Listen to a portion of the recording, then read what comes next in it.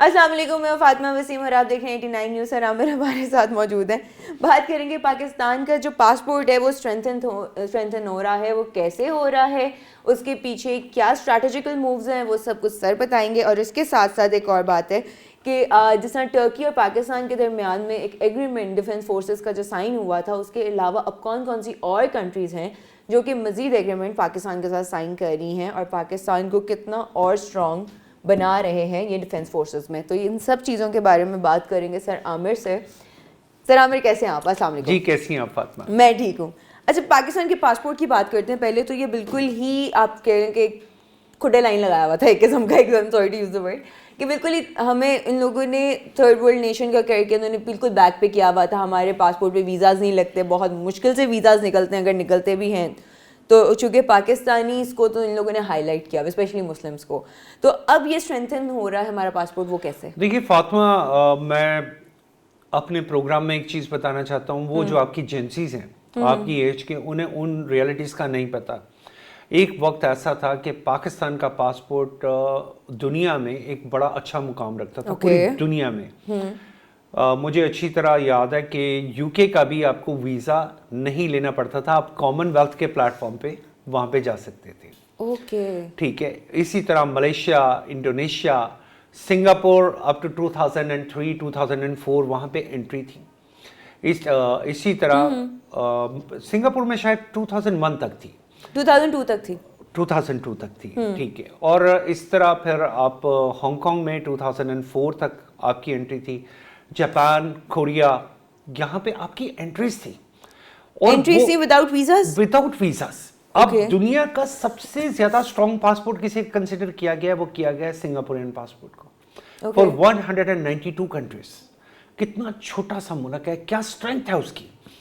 उसके बाद Japan and south Korea, यानी साउथ कोरिया वाले वो लोग जिनसे 1970s तक अमेरिकन कहते थे कि ये साउथ कोरियन आ गए तो अपने जूते छुपा लो, आज वो दुनिया के स्ट्रॉन्गेस्ट पासपोर्ट यानी कि मोस्ट स्ट्रॉन्गेस्ट पासपोर्ट की फहरिस्त में दूसरे तीसरे नंबर पे खड़ा है।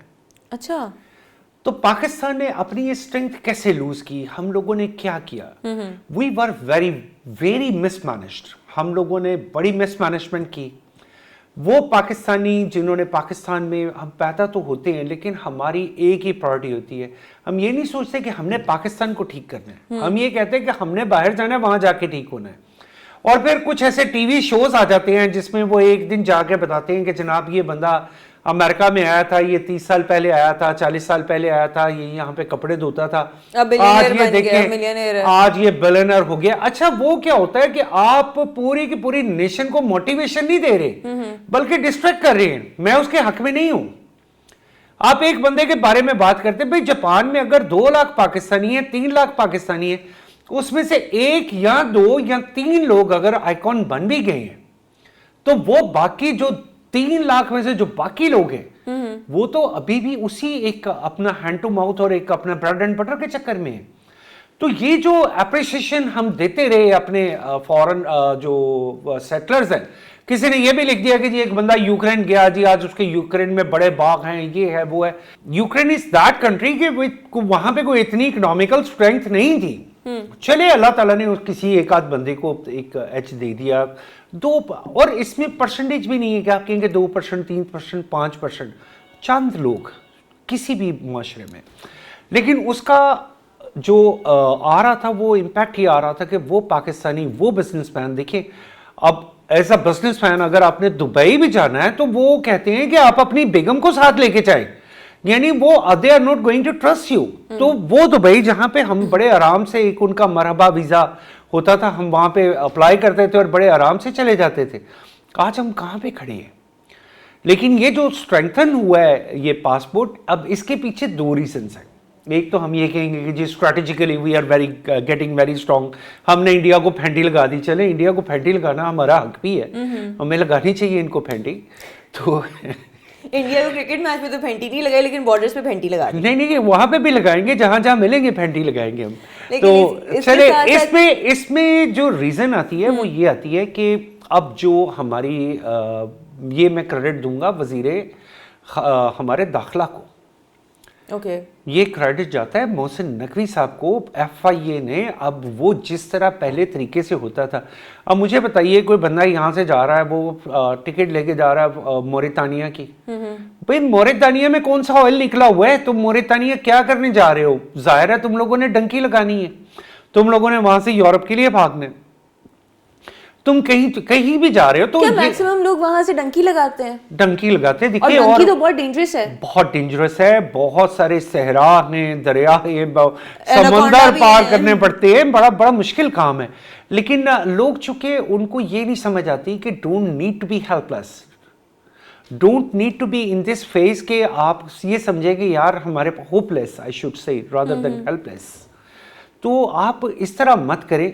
हमारे ये क्रेडिट जाता है वजीरे हमारे दाखिला को, उन्होंने, और विद द कंसर्न और FIA जिस तरीके से, वो पहले की तरह नहीं है। FIA अब आपसे पूछती है, तब एक शख्स कह रहा है कि जी मैं उम्रा करने जा रहा हूँ, उन्होंने कहा जी तेरे पास पैसे कितने, कहते जी 10 रियाल। अब वो 10 रियाल में यहाँ से उम्रा करने जाएगा, कहते जी अल्लाह मालिक है, अल्लाह ताला मुझे वहां पे खुद ही रिस्क दे देगा। वो क्या करेगा? वो वहां जाके कौन सा ऐसा काम करेगा, और उससे पाकिस्तान की रेपुटेशन कहां जाएगी? मैं एक खातून को मिला, मैं उम्रे पे जा रहा था, तो मेरे से आके ना उसके कोई 8-10 टैचिकेस पड़े। मैं बड़ा परेशान कि ये खातून कहां जा रही है, ये क्या चक्कर है? अब उसे FIA वालों ने उससे पूछा, और मैं I was very inspired also कि यार ये कोई बहुत ही कोई लैंडलॉर्ड है, तो ये 8-10 टैचिकेस लेके जो सऊदी अरब जा रही है, उम्रा करने जा रही है, किस तरह जा रही है, या इसकी कोई फैमिली वहां पे है? उन्होंने पूछा, वो कहते हैं, अब पहले ही क्वेश्चन उन्होंने किया ना, तुम क्या करती हो? कहती मैं हाउसवाइफ हूं। तुम्हारा हस्बैंड क्या करता है? वो ड्राइवर है। अब उसका हस्बैंड ड्राइवर है, वो खुद हाउसवाइफ है, वो 8-10 टैचिकेस लेके जा रही है, वो किस लिए जा रही है? किस लिए जा रही है? वो किस लिए जा रही है? अगर FIA इस पे पूछती है तो हम लोग इस पे FIA के खिलाफ एक वबाल खड़ा कर देते हैं। कोई वबाल खड़ा करने की जरूरत नहीं है, FIA के पास ये पूरा राइट है। वो आपसे पूछें कि आप लोग जा रहे हो, do you have a cash with in your pocket? आपके पास कोई कैश है? आपके पास कौन से रिसोर्सेज हैं जिनको लेके आप ट्रैवल करने जा रहे हो? तो अगर पासपोर्ट ये 28 पॉइंट्स ऑलमोस्ट, इसने 28 पॉइंट्स जंप किया है, और आई स्टिल विश के वैसे ही हालात हो सके जैसे हम हांगकांग बिजनेस करने जाते थे। हम वहां पे जाते थे, 3 months entry, just you need to enter there, 3 months आप वहां पे रह सकते हैं, कोई इश्यू नहीं है। आज क्या हालात है कि हांगकांग आपको वीजा देने के लिए तैयार नहीं है। आज आपका your sister country with you China, they have restricted you. हाँ, अब ये भी मैं आपको एक हकीकत बताता हूँ, लोग अक्सर कहते हैं कि चाइना ने आपका वीजा, जी चाइना आपका बड़ा फ्रेंडली कंट्री है, China, why did China restrict you for entering to China? No, they did not restrict you, they have regularized you because many people from Pakistan, they went to China, they went to a border city with Hong Kong called Shenzhen, and from Shenzhen you can just buy, you can just use a ferry. And that is by the containers that you use to move your people, like it is also a donkey to Hong Kong from the container, and once they arrive to Hong Kong, they will apply for a political asylum. And Right. there are hundreds of examples like that. So that is one reason why our business community always talk like China have restricted our visas. It is not because the China is not friendly with us. They said that you are okay, you are entitled to enter to China, but this visa is issued to you only for China, but for not other Southeast Asian countries. Okay. So हम लोग गलत थे। तो अगर ये government कर रही है तो ये इनिशिएटिव है, ये FIA का भी इनिशिएटिव है। लेकिन हमारे पासपोर्ट इतना डीवैल्यू जो हुआ है, उसके बाद हम लोगों ने काफ़ी बार एक स्ट्रैटेजिकल रिपोर्ट भी पढ़ी है नेशन वाइड के, हमारा 9th नंबर पे है, कभी बहुत ही लास्ट नंबर पे है हमारा पासपोर्ट, इस तरह करके चल रहा है। क्या is it going to ease down for us कि हम कहीं पे भी जा रहे हैं अपना पासपोर्ट शो कर रहे हैं तो हमें कोई प्रोटोकॉल के साथ लेके जाएं, या is it going to be like practically will be doing this कि हमें उनको हमेशा डीवैल्यू ही करना है? मेरे एक दोस्त हैं बड़े अच्छे, तो उनके फादर ने 1961 में उन्होंने, उनका एडमिशन हुआ एक बड़ी हार्वर्ड यूनिवर्सिटी में, तो उन्होंने वो एक लेटर संभाल के रखा हुआ है कि जब उन्हें वीजा इशू हुआ तो वीजे के साथ एक लेटर था, और उस लेटर में लिखा हुआ था कि welcome you to visit our country. और ये किसने लिखा हुआ था? अमेरिकन एम्बेसी ने। अच्छा। वो अमेरिकन एम्बेसी जिसको जो आज जहां पे क्यूज लंबी लगी हुई हैं, वही अमेरिकन एम्बेसी 1961 में एक तो आपने धड़ाधड़ पासपोर्ट इशू किए और आपने ये नहीं सोचा कि इस बंदे का बैकग्राउंड क्या है। ये सिलसिला शुरू कब हुआ? आप 1970s से पहले पाकिस्तान के पासपोर्ट की बहुत वैल्यू थी, क्योंकि हर कोई बंदा पासपोर्ट रख ही नहीं सकता था। You need to be entitled to get a passport. आप ये नहीं है कि आप सिंपली पासपोर्ट ऑफिस जाएं, आप कहें जी ये मुझे पासपोर्ट बना दें, वो आपसे पूछते थे you need it for what? क्या आप एज अ स्टूडेंट जा रहे हैं, आप एज अ बिजनेसमैन जा रहे हैं, आप एज अ कोऑर्डिनेटर, आप किस टाइटल में बाहर ट्रैवल करना चाह रहे हैं, क्यों करना चाह रहे हैं? Give us the reason. आज आपका पासपोर्ट कैसे बनता है? आप जाते हैं, ऐसे सामने बैठते हैं, एक तस्वीर उतरती है, फीस जमा होती है, पासपोर्ट आपकी जेब में आ जाता है 15 दिन बाद, और फिर आपने उसके बाद क्या करना है? फिर हमने क्या करना है? फिर हमने वही डंकीज लगानी। लेकिन डंकीज पे लगाने की जरूरत क्या है? अगर जिन लोगों ने कैनेडियन पासपोर्ट अगर अप्लाई किया, उनको कनाडा का पासपोर्ट मिल जाता है, इमिग्रेशन मिल जाती है, फिर आई गेस वहां पे डंकी लगाने की जरूरत नहीं वो भाई वो तो आप तो बड़े नेक्स्ट प्रोसीजर की बात कर रहे हैं। अच्छा sir, is there any new agreement जो कि पाकिस्तान साइन करने जा रहा है, लाइक उनसे टर्की के साथ किए, किसी और कंट्री के साथ भी हो रहा है? देखिए, अब टर्की ने आज ऑफिशियली अनाउंस कर दिया कि yes we had a strategy. हमने ये बात कर दी थी कि आज ऑफिशियली उन्होंने अनाउंस कर दिया। और इसी तरह आज मैं अपनी लोगों को एक और खुशखबरी शेयर करना चाहता हूं, जो कि मोस्ट प्रोबेबली पाकिस्तान ओमान के साथ कोई डिफेंस स्ट्रैटेजिकल डील साइन करने जा रहा है, जिसमें पाकिस्तान ओमान को स्ट्रैटेजिकल एमुनिशन सप्लाई करेगा।